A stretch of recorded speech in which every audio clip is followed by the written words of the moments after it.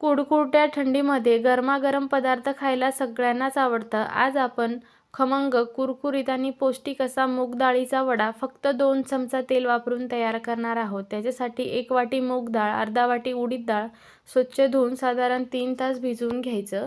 त्याच्यानंतर एका गाळणीवरती काढून सगळं पाणी नितळून घ्यायचं. त्याच्यानंतर मिक्सरचं भांडं घ्यायचं. थोडं थोडं डाळ घालून मिक्सरला बारीक अशी वाटून घ्यायची. फक्त याच्यातली अर्धी वाटी डाळ आपल्याला बाजूला ठेवून द्यायचे, कारण अख्खी डाळ वापरल्याने वडा छान कुरकुरीत तयार होतो. बाजूला ठेवलेली अख्खी डाळसुद्धा घालून घ्यायची. एक मोठा कांदा उभा बारीक चिरून घेतलेला आहे. 2 चमचा कॉर्नफ्लॉवर घालून घ्यायचा. याच्याने वडा छान कुरकुरीत असा तयार होतो. गरजेनुसार बेसन पीठ, चवीपुरतं मीठ, अर्धा चमचा लाल तिखट, अर्धा चमचा धना पावडर, 1 चमचा जिरे, अर्धा चमचा हळद आणि भरपूर अशी हिरवी कोथिंबीर घालायची. याच्याने वडा खूप छान होतो चवीला. थोडं थोडं बेसन पीठ घालून आपल्याला घट्ट असं मिश्रण तयार करून घ्यायचं.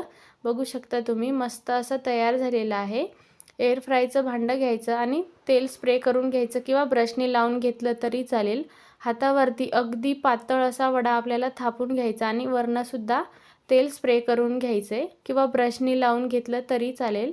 आणि 180 डिग्रीवरती साधारण 20 मिनिटे वडा आपल्याला फ्राय करून घ्यायचा आहे. एका बाजूनी 10 मिनिटं आणि दुसऱ्या बाजूनी 10 मिनिटं. आणि बघू शकता तुम्ही मस्त असा कुरकुरीत मूग डाळीचा वडा तयार झालेला आहे. तुम्हाला आवडत असल्यास डीप फ्राय किंवा शॅलो फ्राय करून घेतलं तरी चालेल. सकाळच्या नाश्त्यासाठी किंवा मुलांना डब्याला सुद्धा हे खूप बेस्ट ऑप्शन आहे.